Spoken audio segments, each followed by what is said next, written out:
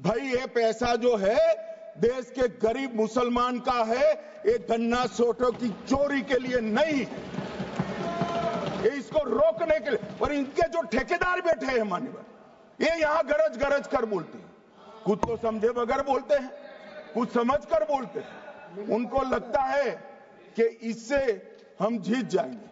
मान्यवर, कर्नाटक में दत्तापीठ के मंदिर पर क्लेम किया, टालीपरंबा 75 साल पुराने एक दावे के आधार पर 600 एकड़ जमीन का दावा किया और ईसाई समुदाय की भी ढेर सारी जमीनों पर कब्जा कर लिया गया। मान्यवर, आज देश के कई गणमान्य चर्च और चर्च के समूह वक्फ बिल का समर्थन कर रहे हैं। उनको लगता है कि इसका विरोध कर हम मुस्लिम भाइयों की सिंपैथी जीतकर अपनी वोट बैंक पक्का करेंगे, उसमें कोई फायदा नहीं होगा अखिलेश। इसलिए कि 4 साल में मुस्लिम भाइयों को मालूम पड़ जाएगा कि कानून तो उनके फायदे में है। और इसके साथ ये दक्षिण के सारे जो सांसद बोल रहे हैं, अपनी अपनी कॉन्स्टिट्यूएंसी में सारे चर्च को मान्यवर नाराज कर रहे हैं, उनको पता नहीं, सारे चर्च को नाराज कर रहे हैं। सारे चर्च ने रिजोल्व किया है कि हम खिलाफ इसका हम समर्थन करते हैं। मान्यवर, तेलंगाना में 66,000 करोड़ की 1700 एकड़ जमीन पर दावा कर दिया। असम में मोरीगांव जिले की 134 एकड़ भूमि पर दावा हुआ। बिहार का मैं लालू जी के कोर्ट के साथ बाद में बताता हूं। गुरुद्वारा से संबंधित हरियाणा की 14 मरला भूमि को वक्फ को सौंप दिया। और मान्यवर, प्रयागराज में चंद्रशेखर आजाद पार्क को भी वक्फ घोषित किया। और मान्यवर, महाराष्ट्र के वडानगे गांव में महादेव की मंदिर पर दावा किया और बीड में कंकलेश्वर मंदिर की 12 एकड़ जमीन वक्फ बोर्ड ने जबरन ले ली।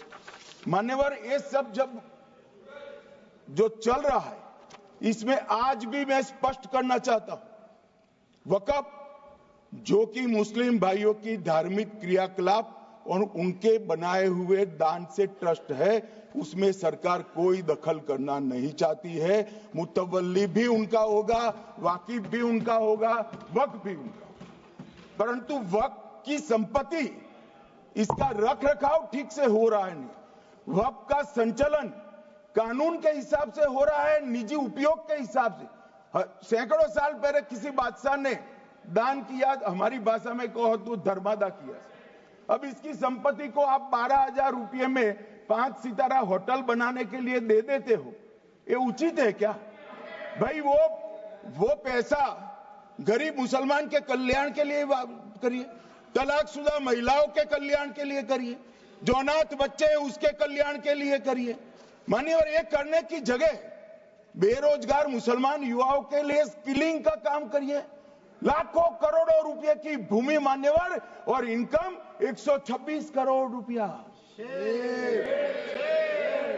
रेलवे की जितनी जमीन है, जिसमें हजारों करोड़ लाखों करोड़ का रेलवे का कारोबार चलता है, इतनी भूमि वक्फ के पास है और इनकम 126 करोड़ रुपए। मान्यवर कहते हैं कि इनकम का क्या उद्देश्य है?